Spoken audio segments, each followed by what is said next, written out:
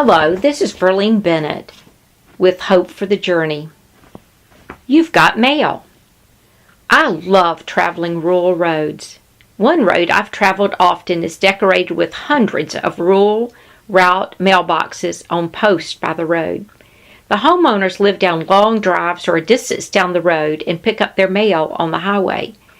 One particular group of mailboxes captured my imagination as I traveled this road. There are probably 25 mailboxes in a neat row. They are in different stages of weathering and together make a striking picture.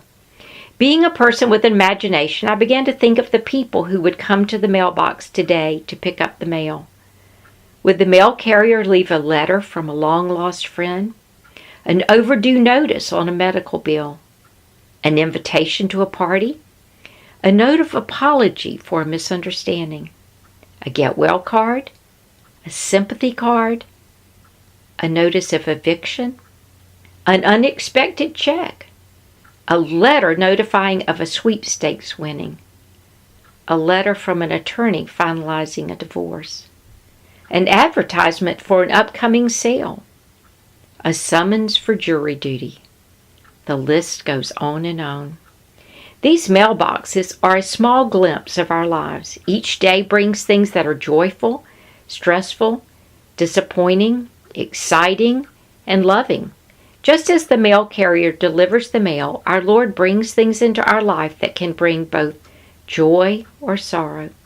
King David in the Psalms provides examples of the highs and lows of life.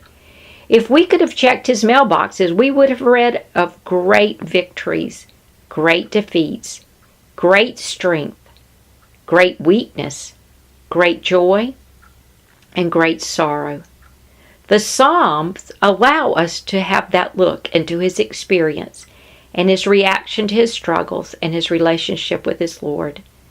I often find myself going to the Psalms on days when life brings the unexpected.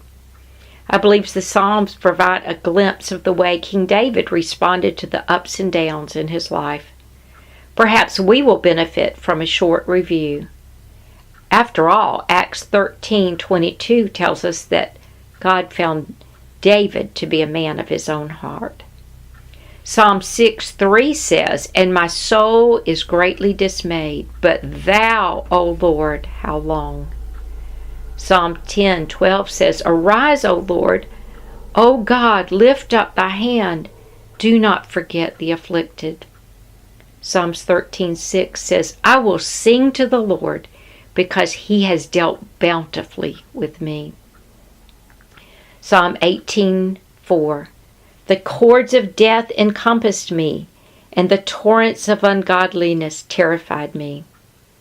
Psalm 18:19, "He brought me forth also into a broad place.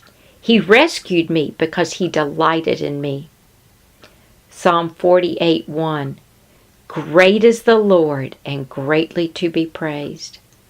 Psalm 51:1 and 2, "Be gracious to me, O God, according to thy loving kindness, according to the greatness of thy compassion. Blot out my transgressions. Wash me thoroughly from my iniquity, and cleanse me from my sin." Psalm 142:1 and 2 said, "I will cry aloud with my voice to the Lord. I make supplication with my voice to the Lord. I pour out my complaint before him. I declare my trouble before him." Psalm 145:2 and 3 said, "Every day I will bless thee, and I will praise thy name forever and ever. Great is the Lord, and highly to be praised, and his greatness is unsearchable." Psalm 145:14, "The Lord sustains all who fall, and raises up all who are bowed down." And that very familiar Psalm 23, "The Lord is my shepherd, I shall not want. He makes me lie down in green pastures. He leads me beside quiet waters. He restores my soul. He guides me in the path of righteousness for his name's sake.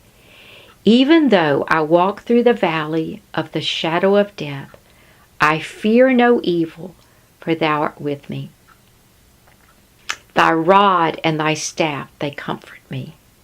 Thou dost prepare a table before me in the presence of mine enemies. Thou hast anointed my head with oil. My cup overflows.